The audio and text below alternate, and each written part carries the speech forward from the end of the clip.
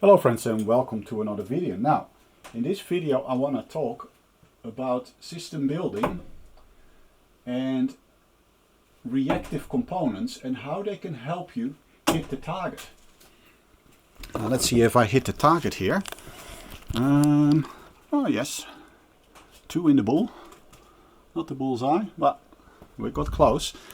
And so that's what this video is about. So I hope so I want to talk about when things are reactive and the advantages of that, when components and materials are reactive, and a little bit about strategies and some side notes. So first of all, let's start out with what Real World Audio Janos has produced. So he has a website as well where he explains a system building strategy, and he's also got a 5-part video, I think, on his channel, where he discusses how to successfully build a system and get you there.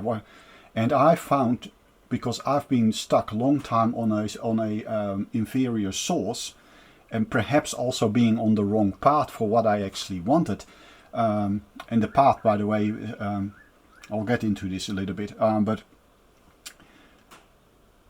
if you ignore this, you can get stuck in a major way where you can actually even give up, because you just don't get the satisfaction. And that is what happened to me. But luckily, also following Real World Audio, I got unstuck and then started. I was already building tube amps, but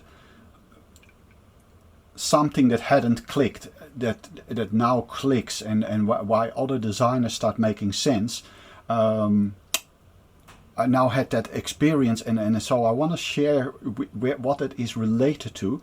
So hopefully that can sort of refine your path, or have you find your path, or maybe it's just a better way maybe of communicating to other people about it, what you found, because I know that some of you, and by the way, I have to do a big shout out to a lot of you, because over the last couple of weeks I had a really good suggestions on also how to improve my amp. I'm thinking Rick G, I'm thinking Janos, I'm thinking Lou Rita, I'm thinking Frank Gerards, even Hugo Blommers, who suggested some experiments. And all of these things have helped me and were instrumental in getting my amp, there it is, well, it's a drawing of an amp, and sort of getting some good perspective on system building strategy. So I want to sort of maybe return the favor, but it's sort of hopefully this talk will sort of summarize my experience a bit neatly and for you.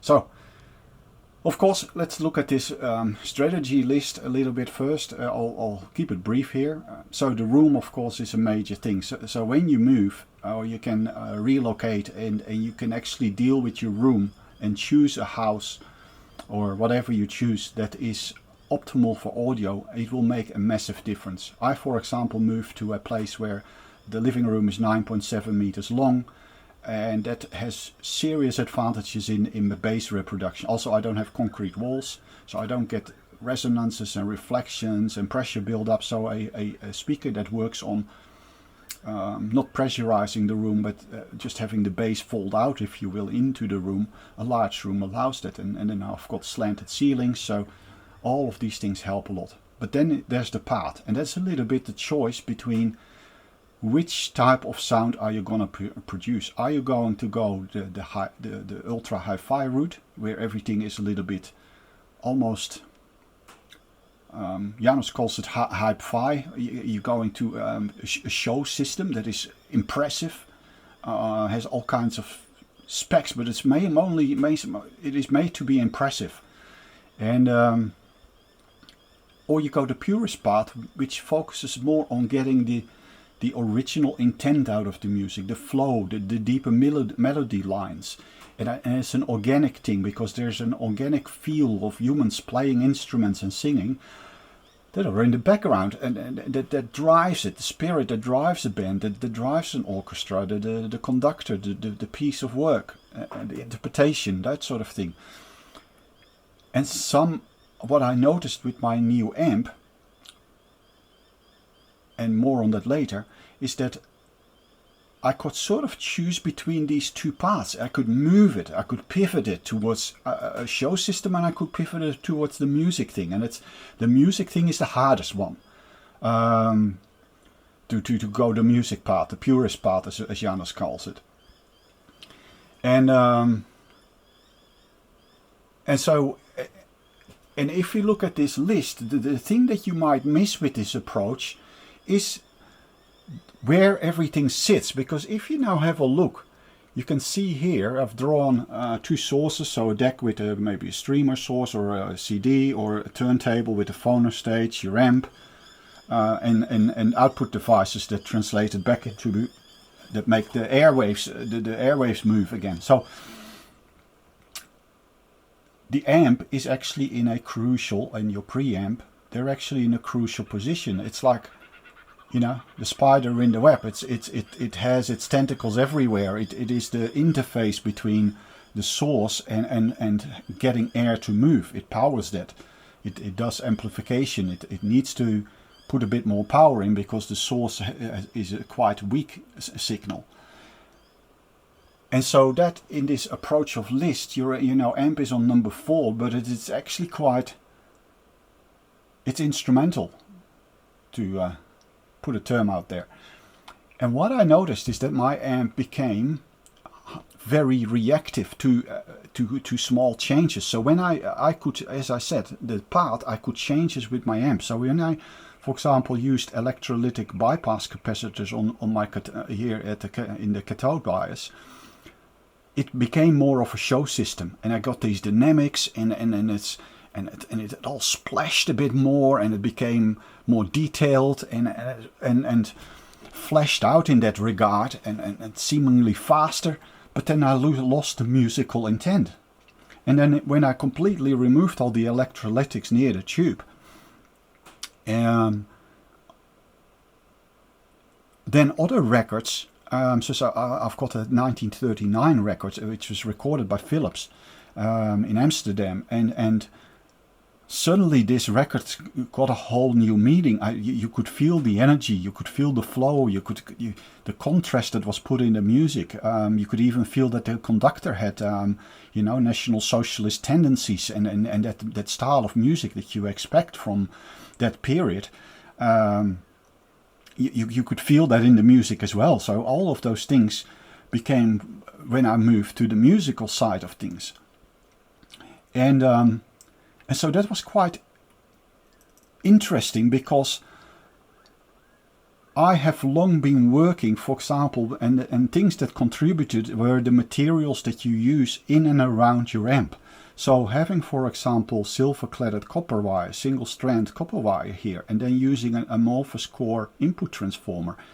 All of these things made it more transparent. So what I also noticed, if something is wrong, for example, I was using the 4P1L tube in my previous amp. And now I couldn't combine that properly with an amorphous core output transformer. And if you hear expert builders, they know that they can't use a 4P1L driving another 4P1L, because there's something in the treble that is just not quite right, and it's too much when you put two of them in the signal path in series. So one in the driver stage and one in the output stage, for example. And I found, just even having it in one stage and then with an amorphous core, it just became too brittle. There was just something not quite right about it. And so I had to surround it with less transparent, less reactive materials that sort of evened it out a bit, blurred it out a little bit.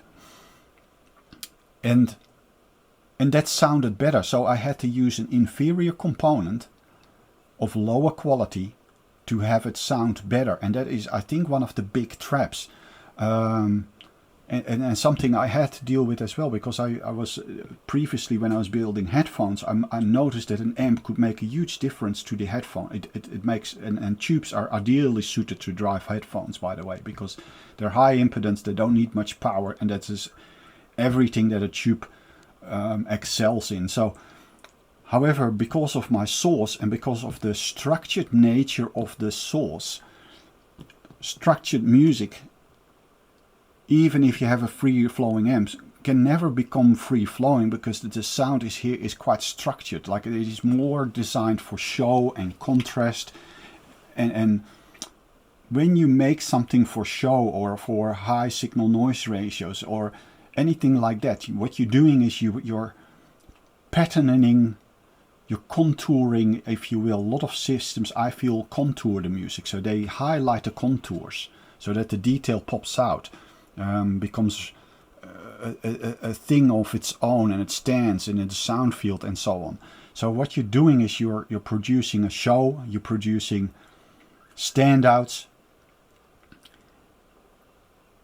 and all of these things give a certain structure to the music, and that is the antithesis of a free-flowing purist system, where everything is as transparent as possible, where you can use silver in your signal path, where you can use ultra-transparent components. However, it is a very tricky path, and you have to deal with some point that you can hear limitations in the source. I can now hear that my grooves are worn. I can hear the recording technology. I can hear whether they use transistors. I hear whether they use poor op amps in the recording.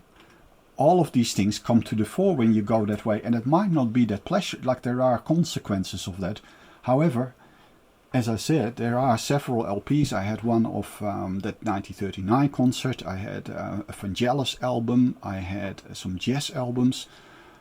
Oh man, they just became something else, like something I got the music piece, which was previously not even enjoyable.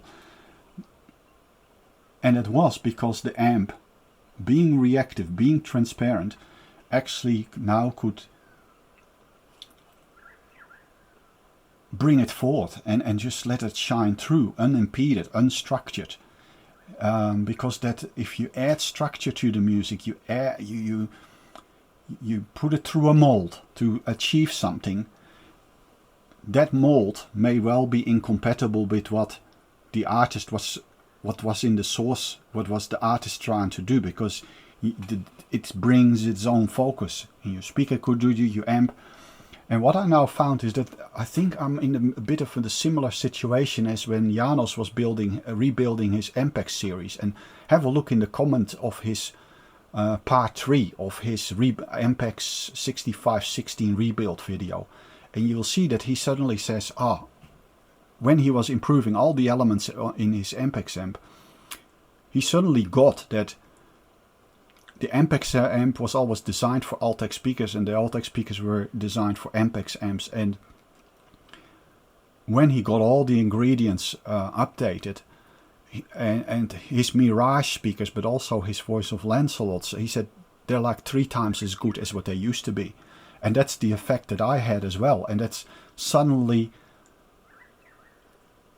there is this, the amp becomes a portal, and it is so transparent that it's probably not even audible, especially if you then apply, by the way, here number 5, 6. So if you do the volume control well, for example with a transformer volume control, once you got these ingredients in place, that is the effect that you get. And I think that's one of the secrets if you're going the purist, the musical route in building your system. You have a lot of hoops that you need, where you need to reduce the imprint on the own imprint of what it does. It needs to be very transparent. I think AudioNote calls it lowering the gate. They want the gates to be as low as possible, and so, however, if you start to manage that and your system starts to be reactive to changes in components, not only are you then learning the true nature of those components, you also really get to choose how you season the sound with the direction in which you take it. But you need a transparent system, because I did all kinds of things with tubes, but I couldn't get it somewhere. I couldn't get what Frank Gerrits was saying, how he could tune an amp. I couldn't. Some of the experts, Sakuma-san, what he tried to do, it was so far away, I couldn't even imagine it. But a lot of that has to do with this thing, with unpatterning it and making it reactive and transparent. And I would say, apart from the strategy guide that you got there, it's just an element, I think, a layer that you need to keep in mind, try to develop a feel with, because that will guide you. And I know that a lot of you that watch my channel, or a lot, at least a substantial of people commenting on my channel will actually have that experience. I can see that. I can now recognize it, that you went through the same thing. I can see that Janos, when he did his Ampex, that just exploded his system. Like he suddenly, his voice of Lancelot, his turntable projects, his phono, his volume control, everything, for example, I think fell into place when he did that. And I'm a bit guessing here, Janos, but I hope I get this right. I just feel that that's what happened in your system, and it's a beautiful moment. And the big thing is, I feel that it now allows me the controls. It's still tricky, but at least I've got some idea of how the control, where that sits. And so this will also help me in the future with perhaps building a deck that isn't as awful as most decks that I hear. But yeah, that's this video around strategy. I think this is one big part of actually getting your system right, and developing strategies or approaches to get to a musical system. So anyway, I hope this was a long sort of talk. I hadn't exactly known how it panned out, but I hope you find this useful nonetheless. I think it's an underlighted aspect of building your system. And now, having experienced it, and again, thank you to all those people that actually have helped and steered me on the way. But I think it's an important topic, and a way in. If you feel that emotionally your system doesn't engage you, I would have a look at this approach here. But also remember the reactiveness of this. And as a DIYer, you have a big advantage, because you can actually modify and get to grips with this a lot better than by choosing different components, because then you're just working with the permutations that you can make between different components. And if your amp is not doing the thing, then your deck won't go through, and if your amp is not good through, your deck doesn't come through, and it's very hard to find out what is what, because you don't have any gradations in getting there. You can't move it a little bit this way and a little bit with that way, which you can if you DIY. Anyway, I think this video has been long enough. Thank you for watching, and hope to catch you in the next video. Until then, have a brilliant day, have a brilliant night, and take care. Bye bye.